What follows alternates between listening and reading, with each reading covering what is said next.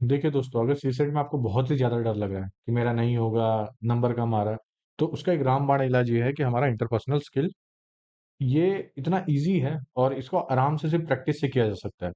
मैं ये second video लाया हूँ, इसके पहले वाले वीडियो भी है, सिर्फ आपको जाके वो देखना है।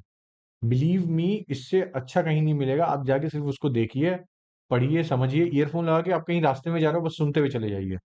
बहुत बेनिफिट मिलेगा। इसके अलावा आप कहीं कुछ नहीं करना है। ठीक है, और मैं इसके लिए बता पा रहा हूँ कि मुझे कभी भी प्रीलिम्स निकालना इतना हार्ड नहीं लगा है, और सीसेट मेरा हमेशा क्वालिफाई हो जाता है। हाँ, ये बात है कि मार्क्स बहुत ज्यादा नहीं आता, मगर एकदम आराम से क्वालिफाई हो जाता है। उसके पीछे रीजन है, ऐसे ऐसे कुछ पोर्शंस होते हैं। ठीक है। तो चलिए सबसे पहले क्वेश्चंस के ऊपर बात करते हैं। तो हमारा जो पहला क्वेश्चन है, consider the following statement. Assertion के ऊपर है, interpersonal behaviour is mostly pushed by internal needs because the people pull behaviour from each other to. हाँ, सही है ना, दोनों एक दूसरे के साथ मैच हो रहे हैं। तो इसका एक्सप्लेनेशन क्या हो जाएगा? ए, मतलब both answer A and B are correct. यही है ना? हाँ, यही है। ठीक है, इसमें कुछ करना नहीं रहता। अरे सॉरी, आंसर देख लिए। ठीक है, चलिए कोई नहीं, चलेगा। चलिए नेक्स्ट क्वेश्चन के ऊपर है, विच one of the following is a example of a non verbal communication facility. तो इसमें नॉन वर्बल कम्युनिकेशन फैसिलिटी कौन सी नहीं है, मतलब नॉन वर्बल कम्युनिकेशन है? तो येलिंग वर्बल है, चिल्ला रहे हो आप किसी के ऊपर। जार्गन या ममलिंग कर रहे हो। ममलिंग मतलब गाना गाते समय कुछ लोग करते हैं ना, वो राइमिंग वर्ड्स ले लेते हैं, या कुछ ऐसे करते रहते हो। येलिंग कर, चिल्ला रहे हो किसी के ऊपर। जार्गन्स करते हो, कुछ कुछ ना कुछ तो अंट संट बोलते रहते हो। लेकिन आई कांटेक्ट क्या है? ये क्या है? ये आपका आता है नॉन वर्बल कम्युनिकेशन। मतलब आप आंख देख के बोल देते हो ना, मारूंगा, ऐसे कर देते हो।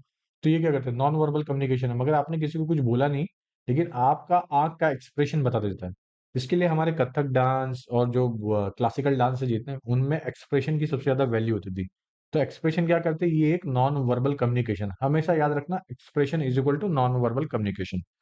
ओके, चलिए नेक्स्ट क्वेश्चन के ऊपर चलते हैं। हाँ, नेक्स्ट क्वेश्चन है हमारा, in a communication process to encode means to.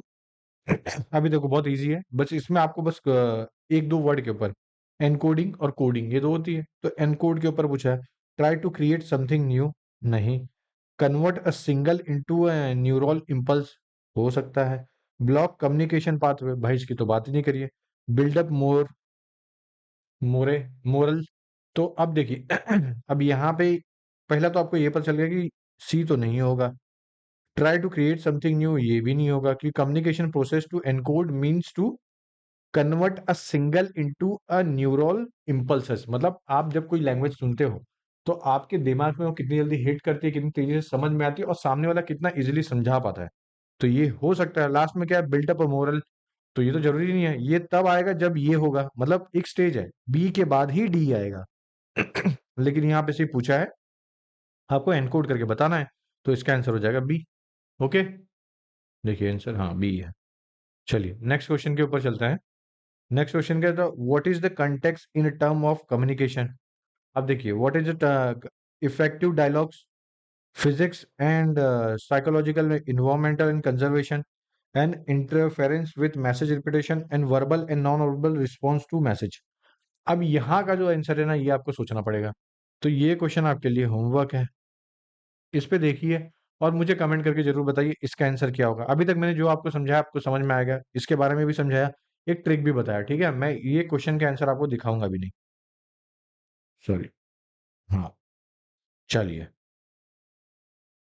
दिख ही जाएगा आपको, ठीक है, कोई ना। लेकिन आप अपनी तरफ से करिएगा, पॉज करके जब पहले तो किए तो बहुत अच्छी बात है, वरना फिर तो कोई मतलब नहीं निकलेगा फिर मेरे बताने का भी। ओके, चलिए नेक्स्ट क्वेश्चन के ऊपर चलते हैं। पेल्स इफेक्ट रेफर्स टू, अब ये आपको याद करना है, इसमें समझने वाली कोई चीज नहीं है, सिर्फ आपको याद करना है। तो सुपरविजर अब देखिए, ऐसे क्वेश्चन है, इस पे पांच है, पांच पे हाईलाइट कर लीजिए, या अपने पेपर पे लिख लीजिए, प्लीज इफेक्ट, पेल्स इफेक्ट क्या होता है, ऐसे करके अपने पेपर पे लिख लीजिए।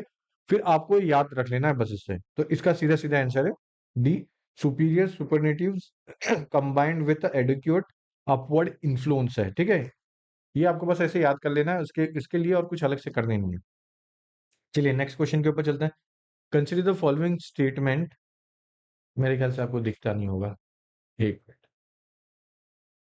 ओके, चलिए, थोड़ा जूम करता हूँ, थोड़ा साइड करता हूँ और जूम करता हूँ।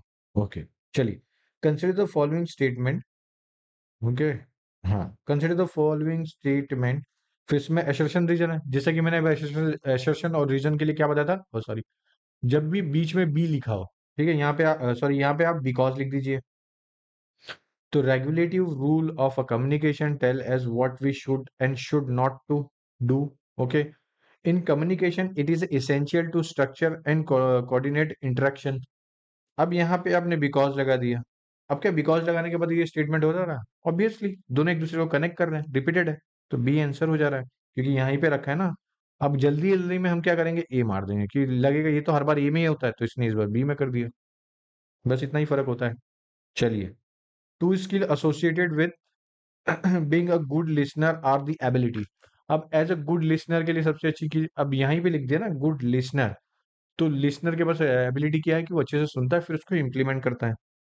To pay attention and to provide feedback. देखिए, पहला ऑप्शन तो मैंने अभी जैसा बताया आपको मिल गया। दूसरा क्या है, to pay attention and to mask your disinterest when necessary. नहीं हो सकता। To pay attention and to provide adequate leads in response to a give a message. नहीं। To listen a more than one message at a time and to provide a constructive criticism. अब criticism करोगे तो ये आपके अंदर good listener की ability नहीं होगी, मतलब एज अ क्रिटिसिज्म करते समय आप सुनोगे नहीं किसी की। तो डी डी कट गया। To pay attention and to provide adequate leads in response to a given message, ये भी नहीं हो सकता। भाई आप फिर उसके मैसेज में हमेशा कुछ ना कुछ कमी ढूंढने की कोशिश कर रहे हो। To pay attention and mask mask your disinterest when necessary. अब आप किसी के बोलने से आप पहले ही बोल दे रहे हैं, भाई मेरे ये काम का नहीं है, मुझे बग मत इतनी फालतू चीजें, मुझे और भी कुछ करना है। तो आपने ये बोल दिया, तो ये तीनों क्या कर रहे हैं, आप सामने वाले को नीचा दिखा रहे हो। मगर पहले वाला क्या, to pay attention and provide feedback, तो आप किसी को फीडबैक दे रहे हो, तो उससे क्या होगा, एक अच्छी क्वालिटी हो जाएगी। ओके, तो इसका आंसर होगा ए। चलिए, ओके, हाँ, नेक्स्ट क्वेश्चन है। A technique that might be used by on active listener is to. अब एक्टिव लिसनर के पास सबसे अच्छी क्या, जैसे अभी अभी अभी एक क्वेश्चन ऊपर था, तो जिसमें क्या बताया था कि वो सुनता बहुत है और फिर उसके बाद उसके हिसाब से फीडबैक देता है। टू डिस्क्राइब द सिचुएशन, हो सकता है। एक्सप्रेस एंजाइटी, नहीं। फिर उसके बाद पैराफ्रेज द स्पीकर्स वर्ड्स, हो सकता है। अब ये बहुत ज्यादा हो रहा है कि आप किसी एक आदमी की बात सुन के उसको अप्लाई करने की कोशिश करो, सीखने की कोशिश कर रहे हो और उसको अच्छे से समझ भी रहे हो। ओके, फिर offer a point of view often when in conservation. तो फिर से आपने लैंग्वेज काटने लग गया, फिर से कोई कुछ बोल रहा है, फिर आप उसके अंदर इंटरप्रिटेशन करके अपनी तरफ से रॉन्ग कर दे रहे हो। तो यहाँ पे आपको ये समझ में आ गया, तो ये हो जाएगा डी गलत। ये गलत है। एनजाइटी जैसी कोई चीज नहीं है। फिर बचा क्या है, सी ऑटोमेटिकली आ गया। बहुत इजी रहता है, आप ज्यादा सोचोगे तो उतना ज्यादा कंफ्यूज भी होगे। ओके, चलिए। A message is a message is हाँ, a conspicuous signal which is above a noise level, नहीं। अ एम्बिशियस सिग्नल, नहीं। अ कन्फाउंडिंग स्टिमुलस, नहीं। None of the above. तो क्या हो सकता है इसका आंसर, थोड़ा सोचिए। हाँ, एक सिंपल सी चीज है, जब आपको यहाँ पे देखना है यहाँ पे क्या क्या चीजें यहाँ पे ली जा रही है, ठीक है, इसका आंसर ये है। मैं वो होता है ना कि मैं बता रहा हूँ तो आप अपने, हाँ यार यही होगा, हम कैमरे के पीछे यही करते हैं कि हमारी तरफ से बच्चे जो बैठे रहते हैं ना सामने, वो ये करते हैं कि यही सोचते हैं कि यही होगा। तो इसका आंसर ए है। इसका मतलब क्या होता है, कि इसका मतलब ये हो जाता है कि आप कैसे किसी के नॉइस लेवल, मतलब जब कोई मैसेज आता है ना, तो आप उसको कितने अच्छे से सुनते हो और कितने अच्छे से अप्लाई करने की कोशिश करते हो। क्यों? क्योंकि अगर कोई मैसेज में एम्बिग्विटी होगी, मतलब कि आपको समझ में नहीं आ रहा है, कोई मिड में छोड़ दे रहा है, तो फिर उसमें तो दिक्कत आ जाएगी। तो इसके लिए पहला वाला सही हो जा रहा है। ओके, इफेक्टिव लिसनिंग इंक्लूड्स, ठीक है, क्या है, बायस, नहीं। डिटेल्ड क्रिटिसिज्म, नहीं, तब तो फिर इफेक्टिव होगा नहीं। फिर filtering out a point of disagreement, नहीं। Confirming one's understanding of a message, हाँ ये हो सकता है। अभी हमने ऊपर बाकी सब पे बात किया, तो वही है, मैं इसके बारे में ज्यादा बताऊंगा नहीं। Some component of the human communication process are given below. Select the correct sequence of their occurrence in a communication process. इसके बारे में हमने बात किया था। देखिए, अब याद होगा कि मैं जब पहला ही एक वीडियो लाया था, उसी पहली वीडियो में मैंने बताया था कि इसको देख लीजिए, ऐसे क्रोनोलॉजी में याद कर लीजिए, यही है। अब देखिए यहाँ पे फीडबैक, मैसेज, नॉइस आ गया है। तो सबसे पहला क्या होगा, मैसेज आएगा, है ना। फिर उसके बाद क्या आएगा, नॉइस। मैसेज आने के बाद आप सुनोगे, पढ़ोगे, देखोगे। फिर उसके बाद क्या आएगा, आप उसको दोगे फीडबैक। तो ये किसका पार्ट है, ये तीनों, ये पार्ट है कम्युनिकेशन प्रोसेस का।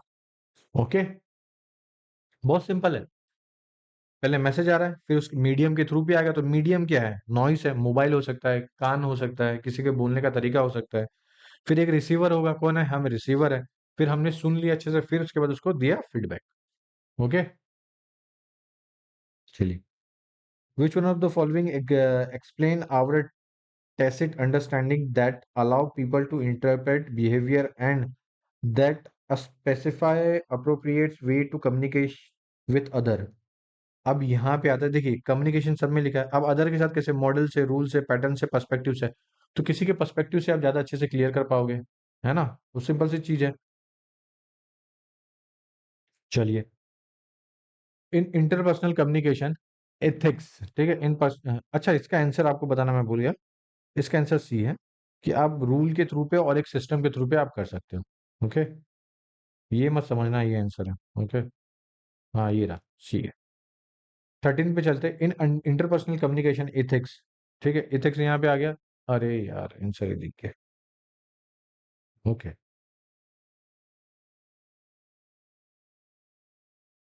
ठीक है, तो दिख तो गया ही है। दिख गया, छोड़िए। Increasing A barrier in understanding, stand in the way of honesty, is not worth considering, is worth considering. अब क्या है यहाँ पे, इंटरपर्सनल कम्युनिकेशन, इंट्रापर्सनल और इंटरपर्सनल, दो जन के बीच में बात हो रही है, तो आप क्या करोगे, उसकी बात को वैल्यू दोगे, ना कि उसको क्रिटिसिज्म करोगे। उसकी बात ही नहीं सुन रहे हो, तो ये दिक्कत है ना। तो इसलिए सुनना तो पड़ेगा ही। चलिए, अब डिसीजन मेकिंग के ऊपर चलते हैं। काफी इजी रहता है, इतना हार्ड भी नहीं होता ये, मतलब बस आपको थोड़े बहुत डिसीजन अगर लेने आता है एज ए सिविल सर्वेंट, तो बस इसी के पर्सपेक्टिव में है। अब यहाँ पे one hand on back of neck, narrow eyes, narrow eyes से करते हैं ना गुस्से में, गुस्से में करते हैं, या तो किसी को दिखता नहीं है तो उस हिसाब से करते हैं। फिर उसके बाद stroking noise, glasses remove and putting them down, ठीक है, ऐसे उठा के कर देना। तो अब क्या हो जाता है इससे, देखिए डी का तो सबसे पहले क्या, नो लॉन्गर तो लिसनिंग, क्योंकि आप अपने गिलास के साथ खेलने लग जाते हो, यार ये वो आप खेलने लग जाते हो, तो फिर ये नहीं होगा, मतलब आप सामने वाले को अच्छे से सुन रहे नहीं हो। फिर नैरो आइज करना, तो नैरो आइज करने के लिए ऊपर क्या हो जाएगा, ये हो जाएगा डिसअप्रूवल, कि नहीं ऐसा नहीं हो सकता, ऐसे करते हैं ना, नहीं ऐसा नहीं हो सकता, बस वही है। ठीक है, तो इसके हिसाब से क्या आंसर हो जा रहा है, डी का फर्स्ट है, सी और बी का थर्ड है। तो आंसर आ जा रहा है ए ऑटोमेटिकली। मगर और भी बाकी के ऊपर बात कर लेते हैं। One hand on the back of a neck, disagreement है, कि आप ऐसे कर लेते हो ना हाथ, ये अच्छा सही नहीं बता रहा है, ये ऐसे करते हैं ना, बस वही है। ओके, चलिए आगे चलते हैं। Our tendency to, okay, our tendency to evaluate our opinion and ability based on a comparison with other people and our preference of for making a comparison with other similar to overseas is known as। बहुत easy question है ये, आप भी अपने हिसाब से देख लीजिए, कि कैटेगराइज तो नहीं कर रहे हो, डिसीजन थ्योरी भी नहीं कर रहे हो, कंपैरिजन कर रहे हो ना, किस में कर रहे हो, सोसाइटी में कर रहे हो, तो सोशल कंपैरिजन थ्योरी होती है, याद कर लीजिए। ओके, चलिए, consider the following statement, the situation this are still continue to be a sense of the power control, people are requested to remain in their home only। अब आपने एक situation पढ़ ली है, अब बस आपको यहाँ पे उस हिसाब से करना है, कि बोला गया है कि कुछ लोग घर पे हैं और उनको बोला गया है कि घर पे रहिए, कुछ सिचुएशन इंसिडेंट हुआ है। अब यहाँ पे ये देखिए कौन कौन सा स्टेटमेंट क्या क्या एक्सप्लेन करता है। There had been some serious incident, हुआ होगा तभी तो बोला गया है। People will not go out to office, अगर घर में रहने के लिए बोला तो ऑफिस जाने की जरूरत भी नहीं है। Normal will be restore shortly, ये तो बोला ही नहीं गया है कहीं पे, है ना। तो सिंपल सी चीज, तीसरा तो गलत है, ये मुझे पता है, तो ये गलत हो गया, ये गलत हो गया। अब बचा है एक दो और नन ऑफ द एजम्पशन। तो पहला तो बात तो सही है, कि अगर सीरियस इंसिडेंट हुआ होगा तो ही बोला जाएगा कि घर के अंदर रहिए, है ना। तो बस इस पर्सपेक्टिव में है। ओके, चलिए फिर तो आ गया होगा आंसर इसका, तो 1 और 2 है, हाँ। चलिए, द डिसीजन मेकिंग जजे, हाँ, the decision making judging a simple on the basis of a similar and random looking appearance in a known as, बहुत इजी है ये। रिप्रेजेंटेटिवनेस ह्यूरिस्टिक, अवेलेबिलिटी ह्यूरिस्टिक, फिर एंकरिंग ह्यूरिस्टिक, एडजस्टमेंट ह्यूरिस्टिक। सबके बाद anchoring बोल के अपनी तरफ से अपने आप को अलग करना, तो ये नहीं हो सकता। एडजस्टमेंट, अपने आप को एडजस्ट करना, कहीं पे एडजस्ट करके अपनी एक स्किल दिखाना, तो ये भी नहीं हो सकता। कहीं सामान रख के, कहीं कपड़ा अच्छे से एडजस्ट करके, वो तो हो नहीं सकता। अवेलेबिलिटी ह्यूरिस्टिक, मतलब हर जगह पे अवेलेबल हो जाना, जल्दी से कई चीजें कर लेना, मतलब ये सब चीजें तो ये भी नहीं हो सकता। रिप्रेजेंटिवनेस, मतलब किसी के सामने आप कितने अच्छे से रिप्रेजेंट हो रहे हो, वो हो जाता है। तो इसका आंसर ए हो जाएगा, है ना। हाँ, ए हो जाएगा। चलिए आगे चलते हैं। Which one of the following explain a setting up of a weak argument and attribute attribute it to a someone else so that you can knock it down। Okay, बहुत सिंपल है। अब यहाँ पे देखिए, आपको ऑप्शन एलिमिनेट करना है, बस आ जाएगा। पहला क्या है? अपील टू अथॉरिटी आर्ग्यूमेंट नहीं, अपील टू फेम आर्ग्यूमेंट नहीं, द स्ट्रोवेन आर्ग्यूमेंट हो सकता है, the appeal to force argument हो सकता है। तो दोनों में से सबसे ज्यादा क्लोज कौन सा है? सी क्लोज है। मतलब ये डिसीजन मेकिंग आपको डायरेक्ट आ जाना चाहिए क्वेश्चन, इसमें ज्यादा दिक्कत नहीं होती है। क्यों? क्योंकि मतलब मैं अभी बोल रहा हूँ ना, कुछ कुछ डिसीजन मेकिंग सबसे इजी पार्ट है इस पूरे एग्जाम का। अब messenger steps in a decision making process are giving a below, arrange the in context of a sequence and choose the correct answer, define the problem, identify the limiting factor, develop potential alternatives, established a control and evaluation system। अब यहाँ पे बहुत simple सा है, तो सबसे पहले define तो करना पड़ेगा प्रॉब्लम, तो एक तो होगा ही। फिर उसके बाद आप क्या करोगे कि डेवलप ऑफ पोटेंशियल अल्टरनेटिव्स होने चाहिए, कि अब प्रॉब्लम तो पता चल गया है, अब उसके अल्टरनेट क्या हो सकता है वो आपको सोचना पड़ेगा। फिर उसके बाद एस्टेब्लिश्ड और कंट्रोल और एवोल्यूशन सिस्टम। फिर आपको यहाँ पे ये देखना है कि कैसे कैसे एस्टेब्लिश करना है, हमको कम्युनिकेशन और एवोल्यूशन करना है। फिर उसके बाद आइडेंटिफाई द लिमिटिंग फैक्टर। जब आपको सोल्यूशन मिल गया, आपको अल्टरनेट मिल गया, और फिर आपने ये आइडेंटिफाई किया कि हाँ ठीक है, अब ये ऐसे होगा। ओके, तो इसका आंसर क्या आ जा रहा है हमारा? बहुत सिंपल सा सी आंसर। ठीक है, तो ऐसे क्वेश्चन होते हैं, ज्यादा हार्ड भी नहीं होते, और बहुत इतने भी ये भी नहीं होते। ये क्वेश्चन फिर से आपके लिए होमवर्क है, प्लीज इसको करिए। ओके, चलिए मैं सीधा 22 पे आता हूँ। A group effort of a अरे यार, इसका तो आंसर ठीक है तब भी। A group effort of generating alternative ideas that can help a manager solve a problem is called। अब सॉल्व प्रॉब्लम कौन कर रहा है? मैनेजर कर रहा है। तो अब जो सॉल्व करता है उसको क्या बोलते हैं? और कैसे सॉल्व होता है? हमेशा ब्रेनस्टॉर्मिंग से। अब सोचोगे ना, तो ब्रेनस्टॉर्मिंग तो करना ही पड़ेगा। ये डेल्फिया टेक्निक्स नहीं होगा, out of the box thinking नहीं होगा। Out of the box thinking आप अगर कोई बिजनेस स्टार्टअप कर रहे हो या कुछ और कर रहे हो, तो वहां पे ये मैटर कर जाता है, बाकी हर चीजों में नहीं करता है। ठीक है, चलिए आगे चलते हैं। लॉजिक एनालिटिकल एबिलिटी के ऊपर, बहुत इजी है और बहुत सिंपल भी है। क्यों ये सिंपल है? क्योंकि इस तरह से भी मार्क्स वही है, डिसीजन मेकिंग वाला, आराम से यहाँ से उठा सकते हो।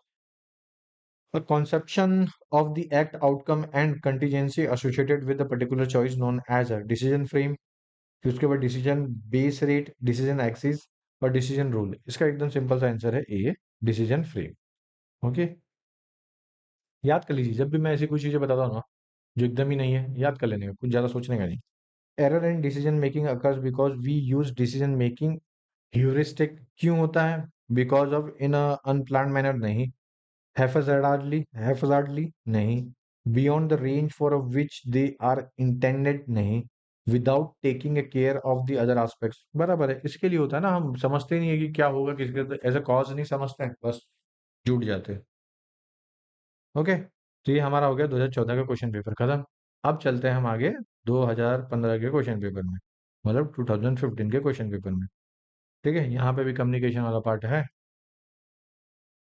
तो यहाँ पे फटाफट अब करेंगे, अब ज़्यादा टाइम नहीं जाएगा आपके अंदर। देखिए, structure of relation is related to controlling, organising, planning, motivation. क्या हो सकता है? कंट्रोल करोगे तभी तो ऑर्गेनाइजेशन या रिलेशनशिप कोई भी स्ट्रांग रहेगा।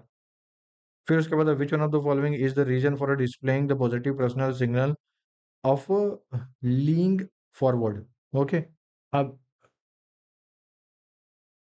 हाँ, लीइंग फॉरवर्ड के लिए क्या हो सकता है? तो सिंपल सा आंसर है यहाँ पे, कंसंट्रेशन हो सकता है।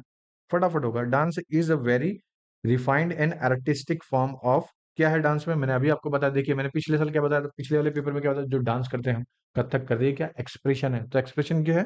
नॉन वर्बल कम्युनिकेशन है। हो गया फटाक से। Which one of the following is a false interpersonal skill are develop through. अब जब भी ऐसे क्वेश्चन आते हैं ना, तो यहाँ पे देखिए लिमिटेशन तो नहीं होगा, क्योंकि interpersonal skill are develop through, तो लिमिटेशन से नहीं। फिर आइडेंटिफाई से और इंटर नहीं हो सकता। फिर क्या होगा? इंटरमीडिएट पनिशमेंट से होता है। ओके, वो ऑप्शन ही नहीं होगा ना, बाकी सब तो होते हैं। चलिए next question, which one of the following receiver is a weakness type of a barrier of communication में क्या है वीकनेस, क्या है? प्रिजुडिस, पहले से आप अंदाजा लगा लो कि भाई ये होने वाला है, ये होने वाला है। अब पहले से सब कुछ अंदाजा लगा के रखोगे तो बैरियर हो जाएगा कम्युनिकेशन में। मतलब आपके सामने कोई आदमी आ रहा, आप बोले भाई ये तो बेवकूफ़ी बनाएगा, मैं इसके बारे में क्या सोचूं, तो आप उसके बारे में कुछ सोचोगे ही नहीं। जब भी वो कोई चीज़ बताएगा आप उसको कंपेयर करोगे तो ये तो बेवकूफ़ी है। ओके, चलिए नेक्स्ट क्वेश्चन के ऊपर चलते हैं, छठवां क्वेश्चन है ये। हाँ, okay. Which one of the following gesture is interpreted as unfriendly?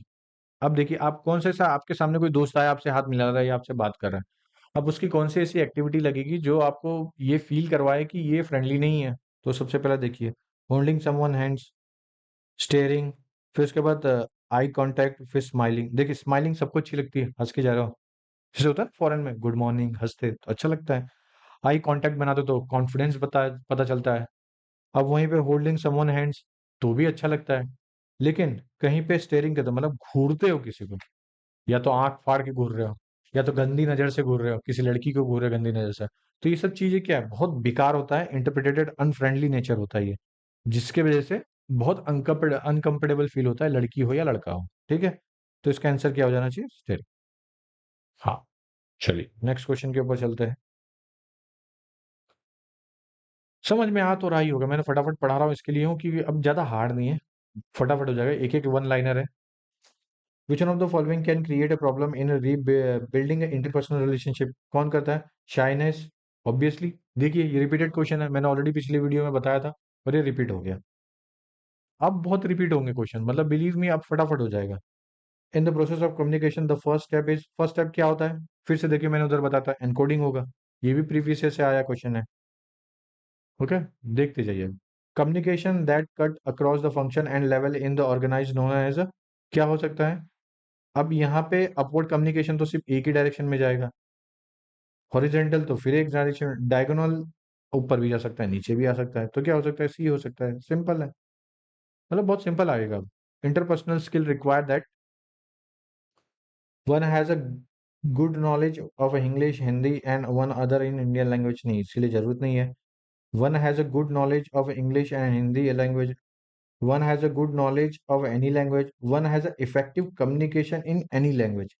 Effective देखिए क्या हो जाता है कि कभी कभार नॉर्थ इंडियन साउथ इंडिया में आते हैं, साउथ इंडियन नॉर्थ इंडिया में आता है, तो सबसे अच्छा कम्युनिकेशन का एक तरीका क्या होता है कि हम कितना इजीली उनको समझा पाए। तो एक होता है जेस्चर, नॉन वर्बल कम्युनिकेशन, कि भाई ये डब्बा कहाँ मिलेगा, जैसे ये डब्बा कहाँ मिलेगा, ये मोबाइल कहाँ मिलेगी, आप ऐसा बताते हो तो इससे क्या पता चलता है? उसको ये पता चलता है कि हाँ किस तरीके से हमें बात करके अच्छे से किया जा सकता है। तो क्या हो सकता है इसमें? इसमें तो one can effectively communicate in any language. Okay, अब इसका मतलब ये नहीं कि आपको सब लैंग्वेज आनी चाहिए। चलिए, which one of the following is not relevant factor in the interpersonal skill? तो सबसे पहला क्या, पॉजिटिव एटीट्यूड? नहीं। डाउटिंग इंटरपर्सनल कॉलेज हो सकता है। प्रिपेयर्डनेस ऑफ लिसनिंग हो सकता है। Ability to mass emotion, manage emotion, ठीक है। अब यहाँ पे क्या बता, not relevant factor in interpersonal, ये रिलेवेंट है, ये भी रिलेवेंट है, सी भी और ए भी रिलेवेंट है, मगर बी क्या है, doubting the intention of colleagues. अब अगर किसी के डाउट करने लग जाओगे तो वो इंटरपर्सनल कम्युनिकेशन स्किल ही नहीं होगा, भाई ये तो जो बोला झूठी बोल रहा होगा, भाई जो बता रहा बेकार ही बता रहा होगा, अपन को कुछ फायदा नहीं होने वाला, ऐसा अपन सोचते हैं, हम सब सोचते हैं, तो इसके वजह से ये दिक्कत हो जाती है। डिसीजन मेकिंग एबिलिटी के ऊपर चलते हैं, ठीक है। अब डिसीजन मेकिंग एबिलिटी क्या करती है, इसके ऊपर बात कर लेते हैं। बहुत इजी भी है क्वेश्चन, कि डिसीजन मेकिंग एबिलिटी क्या है? People are their problem are unique because active listening convey something to personal person who is listed to. अब ये इसके क्वेश्चन के आंसर आपको देना है, वो क्यों देना है ये मैं बता चुका हूँ, क्योंकि ये मैंने ऑलरेडी बताया है, ये आपको समझना तो पड़ेगा ही। चलिए दूसरे क्वेश्चन पे चलते हैं। Should luxury hotel be a banned in India? फिर आर्ग्यूमेंट क्या दिया है? पहला आर्ग्यूमेंट है, yes there are a place for from where international criminal operate, ठीक है। No affluent origin tourist will have no place to stay. अब ये दो ऑप्शन है, दोनों लगभग उसको एग्री भी कर रहे हैं। अब यहाँ पे आपको सबसे ज्यादा क्या लग रहा है कि क्यों लग्जरी होटल जो है वो बैंड होना चाहिए इंडिया? बिकॉज ऑफ फॉरेनर को तकलीफ हो रही है, ना कि yes there is a place where the international crime operate, तो ये जरूरी नहीं है। तो इसका आंसर क्या होगा? सेकंड इसको स्ट्रांगली फॉलो कर रहा है। नेक्स्ट पे चलते हैं, वन और टू कौन सा इसमें से करेक्ट है ये बताना है हमने। तो some minister are teacher, all teacher are scholar, ये शायद से मिक्स क्वेश्चन है क्या? ओके ठीक है, ये सिलॉक्स क्या है ये मैं कभी और बता दूंगा, अभी बताने की जरूरत नहीं है। ओके, हो गया, बस ये वाले चैप्टर में इतना ही था। 2015 वाला क्वेश्चन पेपर भी हमने कर लिया। रेस्ट अब इसके बाद वाले में हम चालू करेंगे 2016, 17, 18। अब फास्ट फास्ट होगा क्योंकि आपको अब आधे से ज्यादा सब कुछ समझ में भी आ गया है, कोई दिक्कत भी नहीं आएगी, अब बहुत फास्ट चलेगा। ओके, तो अब हमारा क्वेश्चन चलेगा कल 2016, 17, 18। ओके ठीक है दोस्तों, चलिए, जय हिंद दोस्तों।